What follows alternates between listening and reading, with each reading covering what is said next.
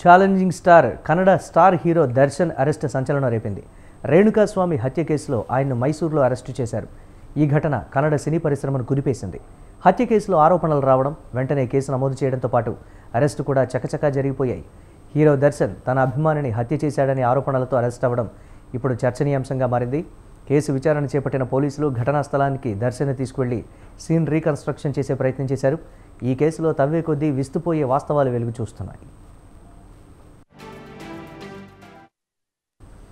Hero Darshan వైవాహిక జీవితం కొంతకాలంగా సవ్యంగా సాగడం లేదు. అందుకు నటి పవిత్ర గౌడతో దర్శన్ సాన్నిహిత్యమే కారణమనే ప్రచారం ఉంది. పవిత్ర గౌడ కన్నడ సినీ పరిశ్రమలో నటిగా, ఫ్యాషన్ డిజైనర్గా రాణిస్తున్నారు. 2016 సంవత్సరంలో కన్నడ సినిమా పరిశ్రమలో అడుగుపెట్టింది. బెంగళూరులో రెడ్ కార్పెట్ స్టూడియో పేరుతో ఫ్యాషన్ డిజైనర్ స్టూడియోను నిర్వహిస్తోంది. కన్నడ సినిమా పరిశ్రమలో ఆమె డిజైనింగ్కు మంచి పాపులారిటీ ఉంది. దశాబ్ద కాలంగా పవిత్ర గౌడకు హీరో దర్శన్కు సన్నిహిత సంబంధాలున్నాయి. పవిత్ర గౌడ కూతురు బర్త్డేకు దర్శన్ హాజరు కావడంతో వారి మధ్య బంధం వెలుగులోకి వచ్చింది. వారిద్దరి వ్యవహారంపై గత కొద్ది కాలంగా కన్నడ మీడియాలో అనేక కథనాలు వెలువడుతున్నాయి. ఈ వ్యవహారమే రేణుకాస్వామిని కదిలించింది.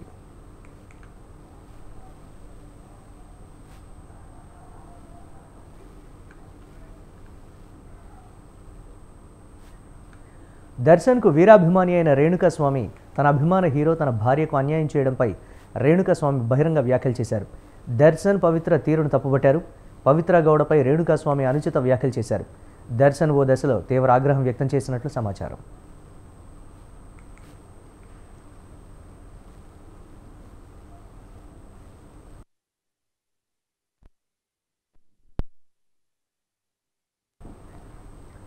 పవిత్ర గౌడను వేధిస్తున్న రేణుకాస్వామిపై ఆగ్రహించిన దర్శన్ తన ఫ్యాన్స్ క్లబ్కు చెందిన రాఘవేంద్ర, కార్తీక్, కేశవమూర్తిని సంప్రదించాడు.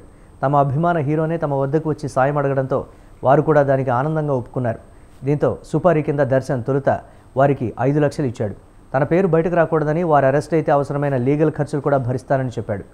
దీంతో ఈ నెల 8న రేణుకాస్వామిని అతని ఇంటి సమీపంలో అడ్డగించిన దర్శన్ అభిమానులు అతన్ని కామాక్షి పాల్యలోని ఒక షెడ్లోకి తీసుకువెళ్లారు.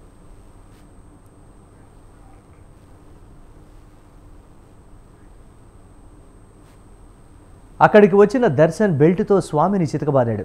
తర్వాత దర్శన్ అభిమానులు కూడా అతన్ని విపరీతంగా కొట్టడంతో స్వామి మరణించాడు. దీంతో ఈ విషయాన్ని నిందితులు దర్శన్కు తెలియజేసి పరిస్థితిని చక్కదిద్దడానికి మరో 25 లక్షలు తీసుకున్నారు. రేణుకాస్వామి మృతదేహాన్ని ఒక మురుగు కాలువలో పడేశారు.